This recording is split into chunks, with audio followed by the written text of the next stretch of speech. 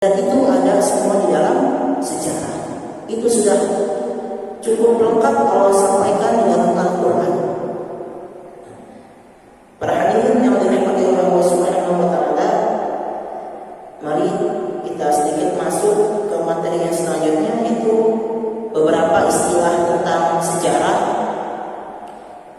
Biasanya kita kalau menyebutkan sejarah itu atau kisah itu hanya sejarah atau syajarah. Ditulis di papan disebutkan ada kajian sejarah.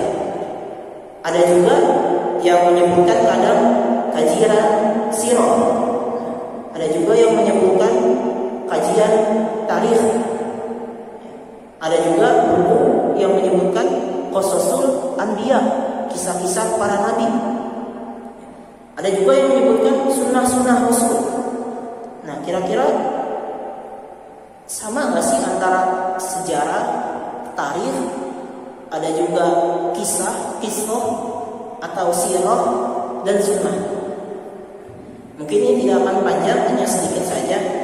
Pertama, dari kata sejarah. Sebenarnya sejarah itu dari kata apa sih? Sejarah yang ada di bahasa Indonesia itu asal katanya adalah dari asyajarah. Asyajarah artinya pohon. Diserap dari bahasa Arab menjadi bahasa Indonesia. Kalau dalam Al-Quran disebutkan di ayat yang tadi dibacakan dalam surat 14 ayat 24, alam tahu kaifa daraballahu mathalan kalimatan thayyibatan kasyajarah, seperti pohon. Sama, sejarah artinya adalah pohon dalam bahasa Arab. Kenapa sejarah ini diindikasikan dengan pohon? Karena pohon itu berputar. Berputar artinya dari mulai benih tumbuh menjadi cabang, ada mungkin tumbuh batangnya sampai nanti tumbuh daunnya, sampai nanti berbunga, berbuah, hingga pohon tersebut mati dan menumbuhkan pohon yang baru. Artinya ada pengulangan dan perputaran. Itulah kenapa sejarah disebut juga biasanya kisah-kisah yang lalu itu disebut dengan syajarah. Karena tadi berputar. Manusia lahir, besar, kemudian remaja, dewasa, lansia, hingga wafat dan akan lahir kembali manusia yang lain. Sama seperti pohon berputar. Sehingga kenapa disebut syajarah, sejarah. Itu asal kata syajarah, sejarah. Nah, selanjutnya ada kata tarikh. Nah, biasa ada kata tarikh. Apa itu tarikh? Tarikh ini lebih kepada, kalau di kamus bahasa Arab dimaknai dengan ahwal wal ahdath, lebih kepada keadaan dan peristiwa. Berbeda dengan syajarah. Tarikh itu biasanya peristiwa-peristiwa dan kejadian-kejadian pada masa lalu dan akan terjadi di masa datang. Itu biasanya disebut tarikh. Nah, selanjutnya ada juga qisah atau qasas. Nah, di dalam Al-Quran juga ada kata qasas. Dalam surat Yusuf misalkan ada faqsusil qasas, atau dalam surat An juga ada yaqussuna 'alaikum ayati. Nah, ada kata qasas. Sama, kata kisah dalam bahasa Indonesia itu juga diserap dari bahasa Arab. Yang asal katanya adalah qasas. Qasas yaqussu qissatan. Jamannya qasas. Qasas. Nah, artinya adalah kisah atau sebuah cerita yang disampaikan. Itu disebut dengan qasas. Selanjutnya ada istilah lain, sirah. Apa itu sirah? Kajian sirah nabawiyah. Apa itu sirah? Sirah itu asal katanya dari kata saro yasiru, biasa disebut dengan berjalan, perjalanan. Bisa juga diartikan dengan jalan ataupun kelakuan, bahkan sebuah metode. Siro itu bisa berarti juga metode.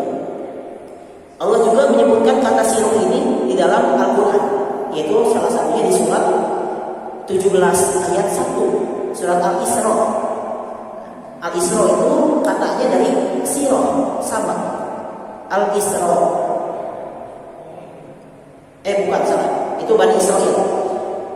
Di dalam surat Al-Isra Allah jelaskan di dalam ayat pertamanya, Alhamdulillahilladzi asra bi'abdihi. Maha suci Allah asra bi'abdihi, yang telah memperjalankan hamba-hambanya minal masjidil haram dan masjidil aqsa, dari masjidil haram ke masjidil aqsa sampai akhir ayat. Kata siro itu ada di surat 17, artinya perjalanan. Jadi kajian Sirah Nabawiyah membahas tentang perjalanan Nabi Muhammad SAW. Lebih spesifik lagi, lebih terperinci lagi. Yang dibahas adalah kisahnya, alur ceritanya. Sirah. Ada juga yang terakhir sunnah. Sunnah ini juga sama artinya. Secara bahasa juga sejarah artinya. Secara bahasa, walaupun secara ilmu hadis nanti berbeda lagi. Sunnah itu adalah qaulun, af'alun, i'tiqadun dan lain sebagainya di dalam ilmu hadis. Tapi yang kita bahas adalah sejarah. Sebagaimana dalam surat 3 ayat 137 yang tadi Allah jelaskan di sana, qad khalat min qablikum sunan. Sunan itu berasal dari kata sunnah. Sana ya sunnah, sama asal katanya, sunnah. Diartikan di artian terjemah Quran Indonesia itu artinya kisah-kisah masa lalu orang-orang sebelum kalian. Sejarah juga sama artinya. Ikhwan rahimakumullah, itu hanya sedikit gambaran tentang istilah-istilah yang biasa digunakan selain sejarah.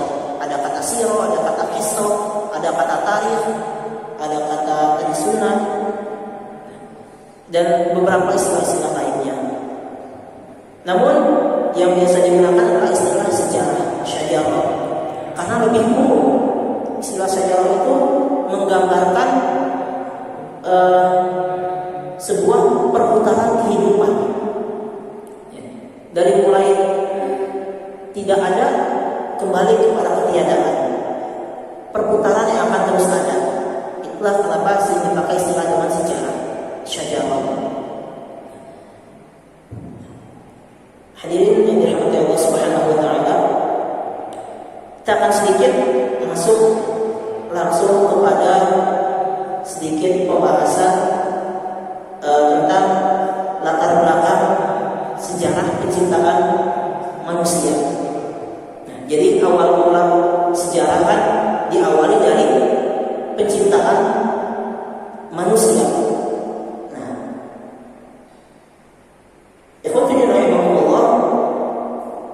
Yang perlu pertama kali difahami ketika membahas sejarah penciptaan manusia itu adalah tentang siapa manusia itu.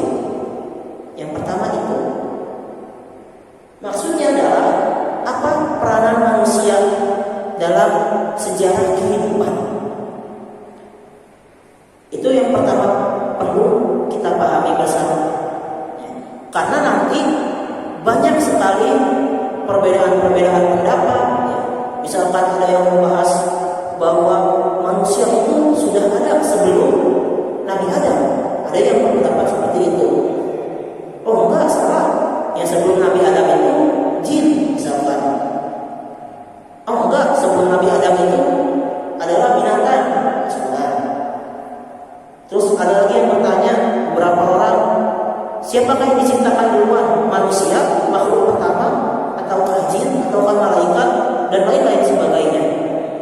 Nah, yang perlu kita yakini, prinsipnya yang pertama adalah diawali dari memahami siapa manusia, peran manusia di muka bumi yang jarang tersampaikan ketika orang sejarah penciptaan manusia.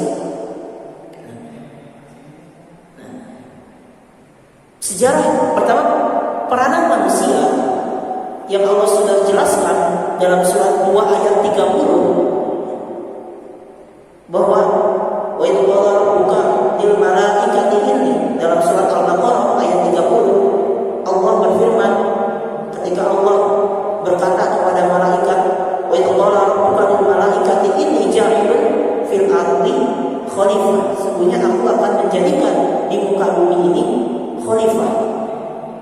Siapa khalifah itu? Adalah manusia. Pertama dimulai dari, itulah ide pokok dari adanya alam semesta. Karena ada seorang makhluk yang akan Allah ciptakan di muka bumi ini sebagai pemimpin. Artinya setiap manusia kita yang hadir di sini pada dasarnya adalah seorang pemimpin, seorang yang sudah hebat, seorang yang sudah dimuliakan, mentinggikan derajatnya oleh Allah Subhanahu wa taala, melebihi makhluk-makhluk yang lainnya. Pada asalnya adalah seperti itu. Seluruh manusia pada dasarnya adalah terhormat, tinggi derajatnya, melebihi makhluk lainnya, hatta itu malaikat. Dan itu Allah sampaikan karena manusia adalah sebagai khalifah di muka bumi ini. Para hadirin yang dirahmati Allah Subhanahu wa taala, ketika Allah Subhanahu wa taala ingin menjadikan manusia sebagai pemimpin, maka dan diberikan tugas yang sangat besar di muka bumi ini, maka dibutuhkan yang namanya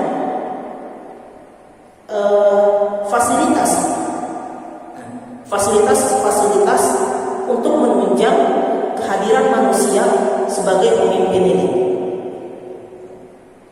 Nah, fasilitas yang Allah berikan adalah alam semesta dan seluruh isinya.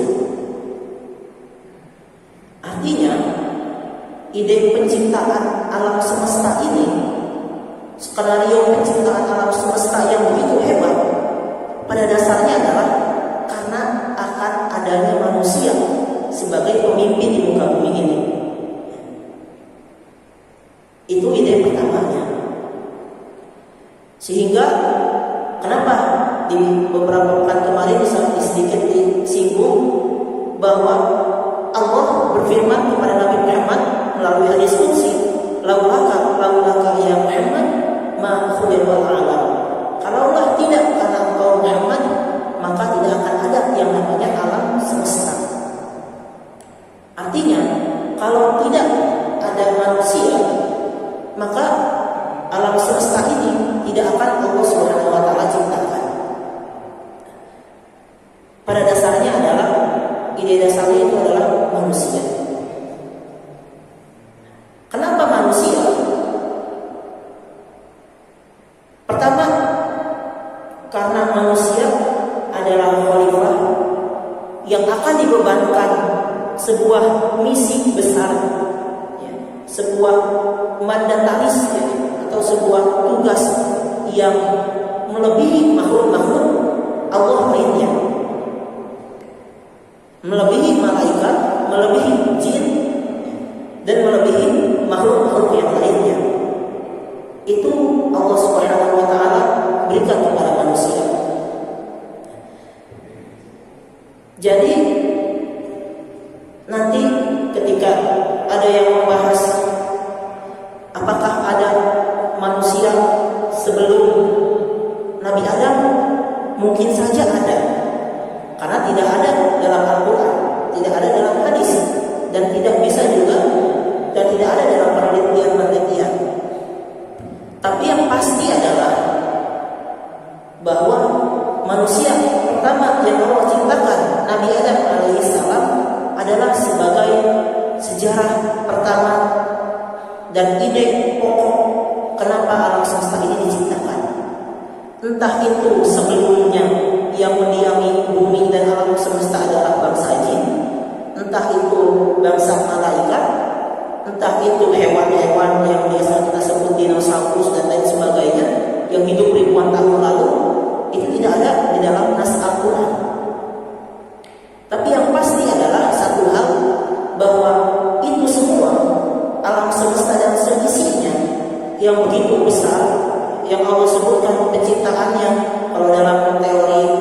penciptaan alam semesta.